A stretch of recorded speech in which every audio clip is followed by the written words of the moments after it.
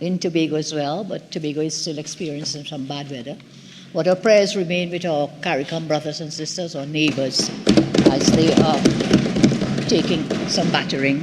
And I trust that Trinidad and Tobago will be able to assist some of them in the days up ahead. So I joined this debate, and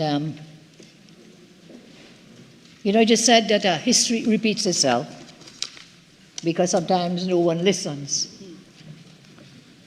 And I find that very relevant today, because we come yet again to debate yet another version of bail amendments.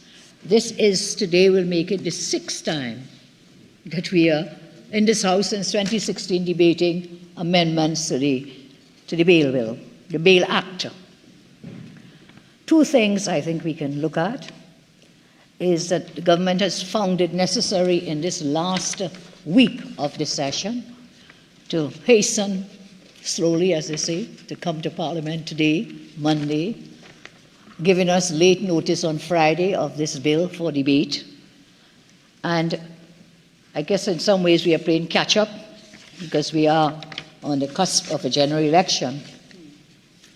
And the second point I would like to make before I go into the bill itself is government has come to the House with another piece of legislation to battle the unprecedented crime wave that is plaguing our country, which it seems to me is an admission of failure on the part of the government.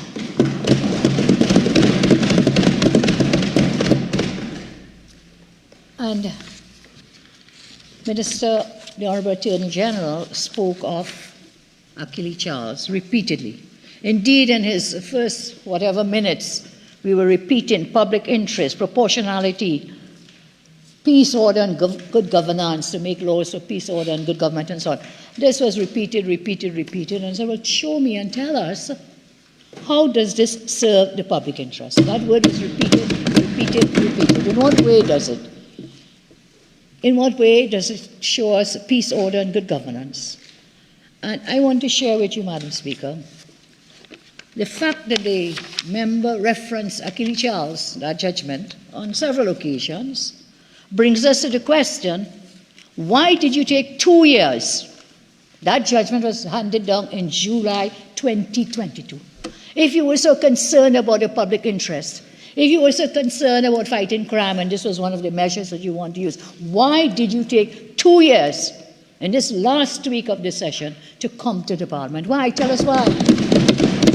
What public interest is being served by delaying for 2 years when you bring a 9-clause bill here, and really the substantive provisions in it, the section clauses in it, are just a few? Why did it take you 2 years? And then you cry here today and complain about criminals, and we have to end this criminality, and we must serve the public interest. That definitely did not serve the public interest, to wait 2 years to come and give effect to the Achille Charles judgment of the Privy Council. So that's the first point I'll make, and I go further with that.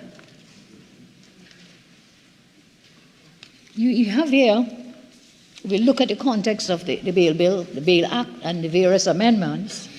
That same judgment, the Achille Charles judgment, I quote paragraphs 59 to 61.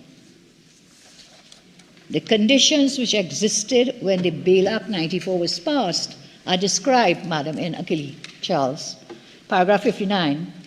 The Attorney General drew attention to the fact that the rate of murder and violent crime at the time of the Bail Act was very high. Continues. As the Court of Appeal observed in their 1990 decision in Synonym, it is a well-known fact, that serious crimes of violence, including murders, have been an almost everyday occurrence over the past 7 years. In the same passage, the court referred to the spate of crimes, including murders in the country over the last decade. Paragraph 60 of that same Achille Charles judgment. In putting forward the bill that led to the Bail Act, the Attorney General justified it on the basis that the percentage of accused who sought bail in 1990, who had committed offences while on bail, was very high. This was said to be the driver behind the provisions of that act. What has changed? From that act in 1994, what has changed? A rationale that has been handed over by the Attorney General is the same rationale. Rampant crime, spate of crimes, spate of murders, accused who sought bail had committed offences while on bail is very high, and that is the same two reasons, the rationale being handed down by the Honourable Attorney General today. That was 30 years ago. 30 years ago, when that Bail Act was came into effect, was debated and put into effect in our country, 30 years ago. But the crime explosion continues. The numbers of repeat offenders continues. And we are going back to use the same tool, the same weapon, to say we are going to deal with criminality, we're going to deal with the criminals. We can't, in the public interest, we have to deal with them. And 30 years ago, that's exactly what you tried to do. And for the last 9 years, on 5 occasions, coming with bail amendments, bail amendments, bail amendments, they have not helped. They have not helped. What has changed? What has changed? That has not changed the state of play. And so whilst it is, we talk about proportionality and public interest and good governance, and laws for good governance and so on, how, tell us please, is this piece of legislation going to help in reducing crime? Because we've tried this before, it hasn't worked, and here we're back again 30 years later with the same reasonings that we are dealing with since 1994. So I move along, Madam. The Attorney General, Apasa, talked about the opposition must not say, can I get this one, please? Say that, this needs a 3/5 majority, so you're not supporting it, you will not support it, and you must support it, and we must have the confidence in ourselves. And let me just set the record straight. The Bail Access to Bail Amendment Bill 2017. Let me set the record straight on this. This bill was considered in the committee of the whole of this House. We suggested amendments. We came on with a stronger piece of legislation, and we gave support. We passed it. The Bail Amendment Act 2019, we supported the government's decision to deny bail to persons charged with serious criminal offences, such as possession of firearms, gang offences, dangerous drugs, kidnapping, sexual offences. That bill we also gave support to, and that's the same thing we're hearing today that this bill is seeking to do. We supported that. We supported the 2019 Bail Act, and there was a sunset clause, 3 years. And then we came back after that with trying to remove the sunset clause. That was the 2022 bill, if I'm not mistaken. And we could not support it at that time because it was not justified. We don't see how that helped, and we refused in 2022. First of all, it went up to the Senate. It was defeated in the Senate. It didn't even reach our House, the 2022 bill. And why? Why our senators there did not support? Because then we had the benefit of the knowledge of the same Achille Charles judgment in the Court of Appeal, which was saying you cannot in that manner take away the rights of the judges. The same judiciary, Honorable AG telling me I don't know what the separation of powers. So that is totally false. It is not true. It is totally false. And because of that decision in the Court of Appeal in the same Achille Charles matter, we could not support the 2022 extension of the Bail Amendment Bill then, because we would have been trespassing on that very same separation of powers, on the powers and functions and roles of the judiciary. So we didn't support it then. And then we came back. Here we are today, 2024. We supported, as I said, good bail legislation. The 2017 bill, the 2019 we supported, the 2019 bill here in this House. So the narrative about non-supporting bail legislation is totally incorrect. The record will show 3 bail bills were defeated, and I've explained some of that already. So we come back today, what shall we do? What shall we do? Should we give our support? The AG made a very impassioned plea. We must have confidence in ourselves. We must do what we have to do. And I want to talk about that, the constitutionality of Sections 5.2 of the 2019 Bail Act, which we did not support. There had been some changes. There was a temporary provision that was not in the second time that the court looked at it, and we could not in all consciousness support that particular piece of legislation. Now, what happened? We rejected the 2022 extension to the 2019 Act because that bail bill, had a total ouster of the judiciary's jurisdiction to consider the grant of bail, and that was unconstitutional. The AG himself is admitting that now. You cannot totally remove the jurisdiction of the court, of the judiciary. You cannot take away that function that a person is not to be deprived of their liberty without recourse to the judiciary, a judicial officer exercising their function in that matter. So there was a total ouster of the jurisdiction of the court in deciding to grant bail or not to grant bail. And that was the 2019 Bail Act when they came for the extension. I continue, Madam. The 2024 Bail Amendment Bill now, we can look at what is the purpose of this bill. And I quote, the AG said some of it, but we have it in the explanatory note of the bill, and I think it's important for us to understand the purpose of this particular bill. Here it is.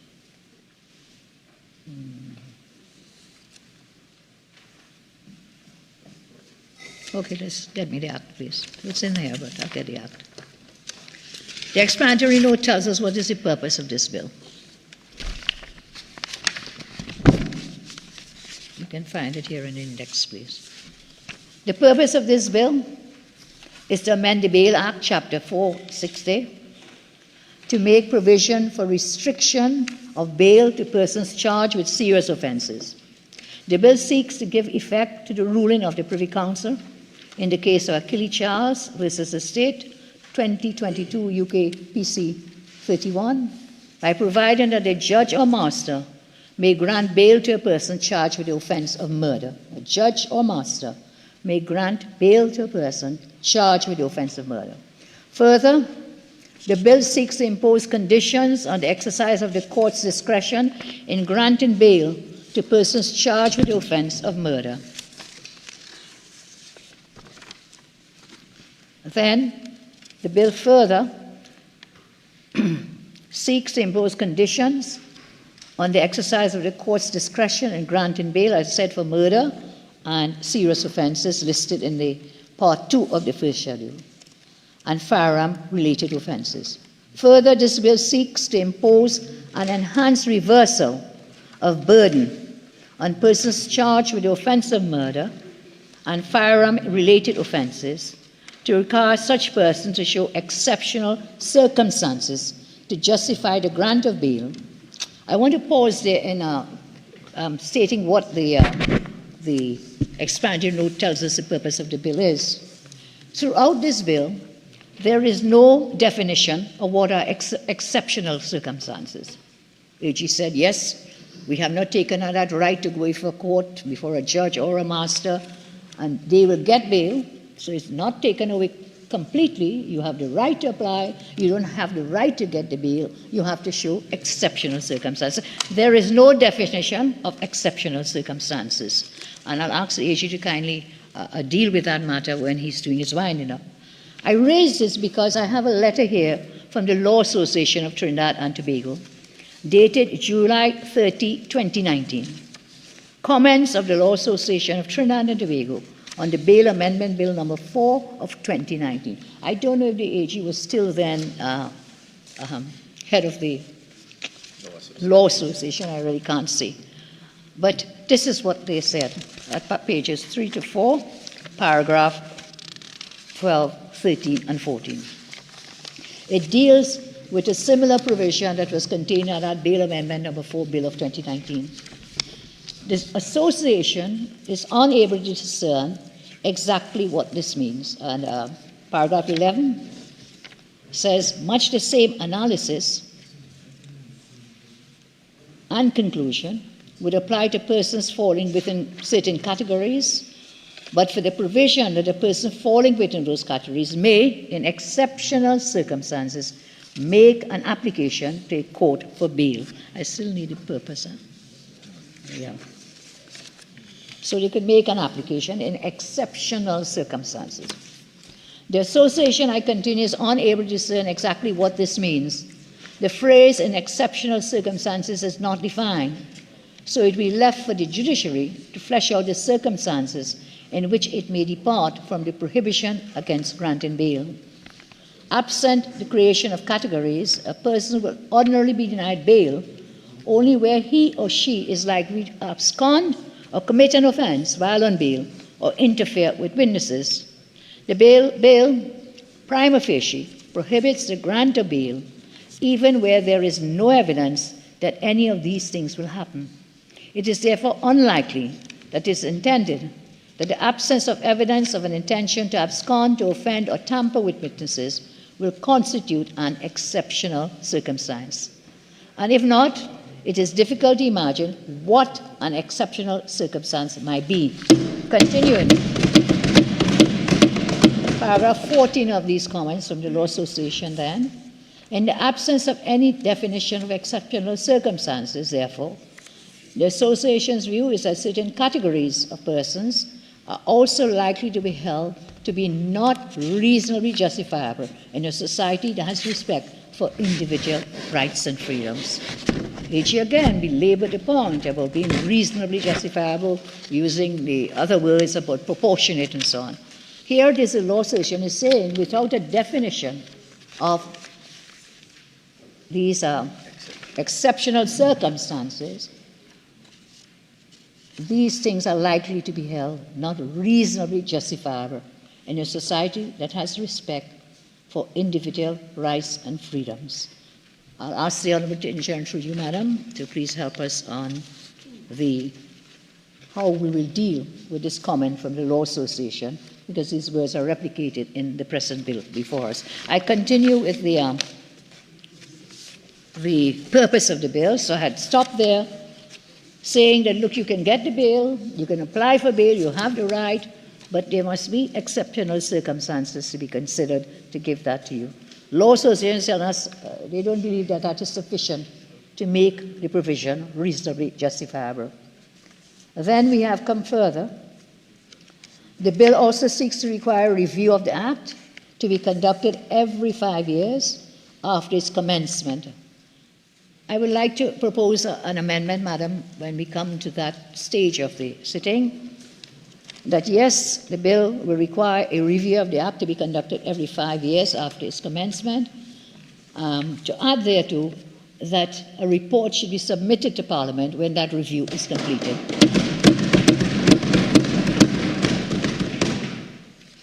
And of course, there have been some persons who have already been granted bail under the existing law before this amendment. This bill now tells us that, look, the bill will provide that bail granted to an accused under Section 5 of the Act, that is, those already granted bail. This is a good provision that this bill, when it comes into operation, that will continue to apply. So you're not going to pull them back in and put them in jail. There are 9 clauses, as we know, and then we come down to Clause 4, which is an important clause. That seeks to repeal existing Section 5 of the Act and substitute a new Section 5, which will set out the jurisdiction of a judge and master to grant bail for indictable offences. Magistrates will grant bail for persons charged with summary offences. The proposed Section 5 will also restrict the granting of bail to persons charged with serious offences. Further, the proposed 5 seeks to impose a burden, as I said before, on an accused person to satisfy a court of the existence of exceptional circumstances which justify the granting of bail, or to show sufficient cause why his remand in custody is not justified. Provision is also made to allow a person charged with a serious offence to make an application for bail where no evidence is taken within 180 days from the date of the reading of the charge, or where evidence has been taken but the trial is not completed. I want to ask through you, Madam, why was this changed? There was a 120-day window? Why has it now changed to be 180 days? I'll ask the Honourable Minister in his winding up to clarify that for us. So these here represent the purpose of the bill. And when we come to the actual amendments now, the 2024 amendments, we have Clause 8 of this bill. You have given us all over this. The Clause 8 of the bill amends the first schedule. It states as follows: the first schedule is amended in Part 1 by deleting paragraph A and renumbering paragraphs B, C, and D as paragraphs A, B, and C, respectively. The current part of the first schedule reads as follows: circumstances in which persons are not entitled to bail, where persons charged with any of the following offences: A, murder; B, treason; C, piracy or hijacking; and D, any offence for which death is a penalty fixed by law.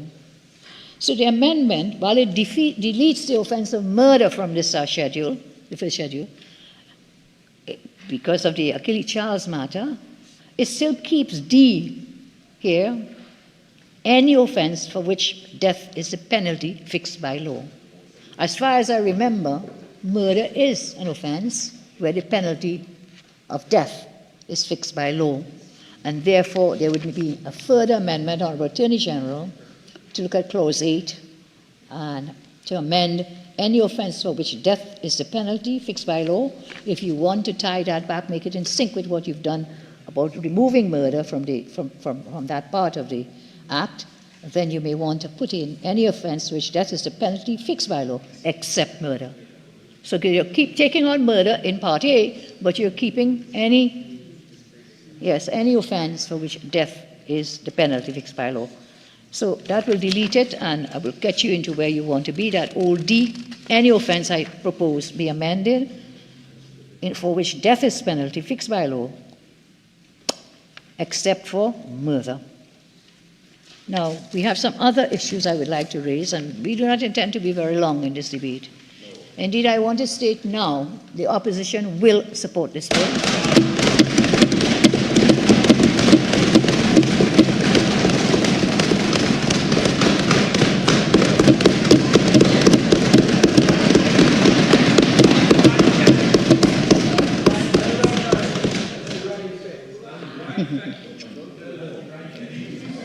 This is not a garbage bill, by the way. This is a bill which remedies some of the deficiencies. As the Honourable Attorney General has indicated, it is a bill to remedy some of the defects in the law, which, because of the Achilles Chamber's judgment, does give us a balance of proportionality. So we are prepared to support it. And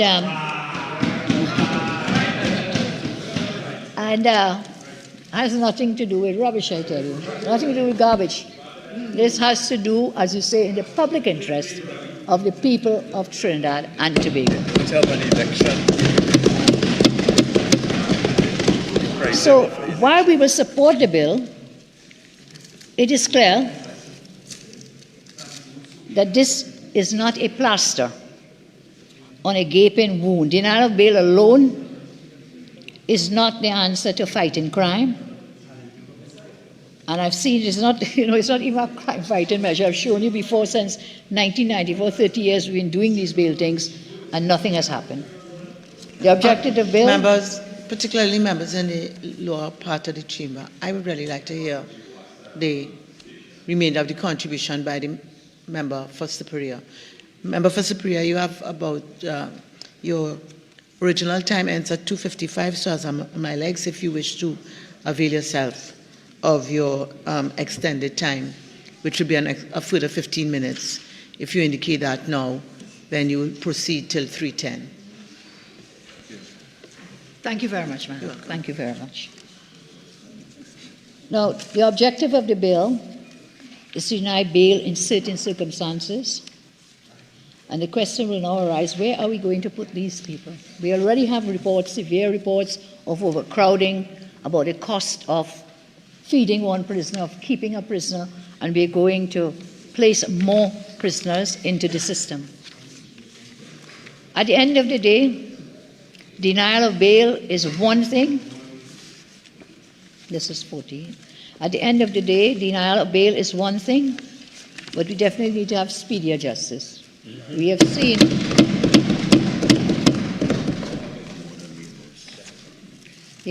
seen where persons stay on remand, I think on average 6 to 8 years. This data shows us 6 to 8 years before they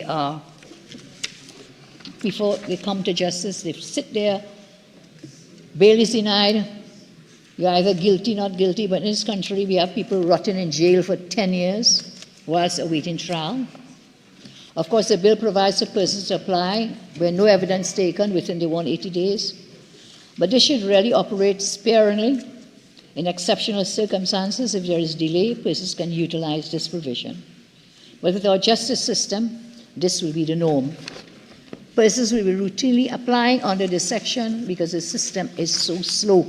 And therefore, we have to take some measures to speed up the justice system. The fight against crime, as I say, is holistic. The entire system needs an overhaul.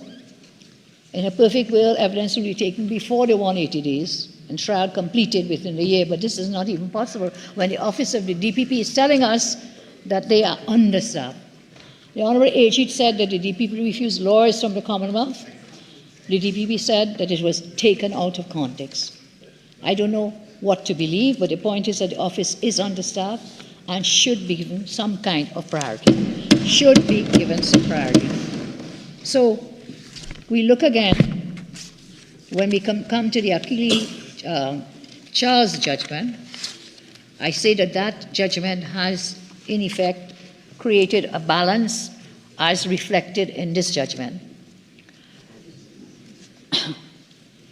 Excuse me. Achille Charles has remedied some of the problems we had with the earlier judgments that we had and earlier bills that came. I'm just looking for one piece of paper, madam, and then that will be the end of my contribution today. Achille Charles. Okay. One moment, madam. Too much paper. Can I get this back, please?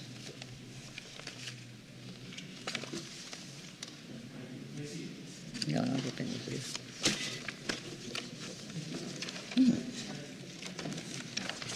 Thank you. No. Okay. Can't find it. Too much paper. Conclusion, eh?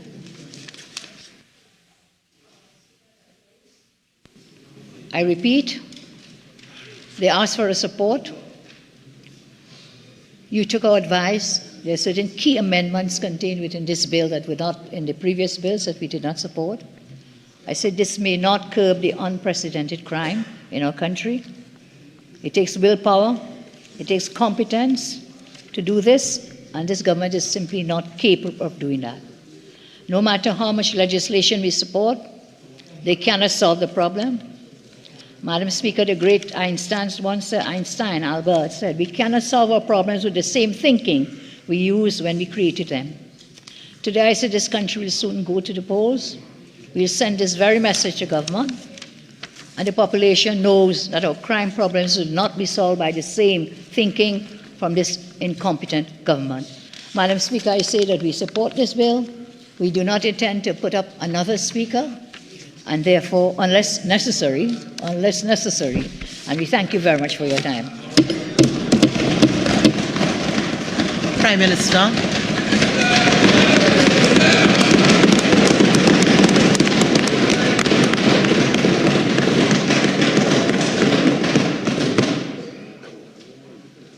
Madam Speaker,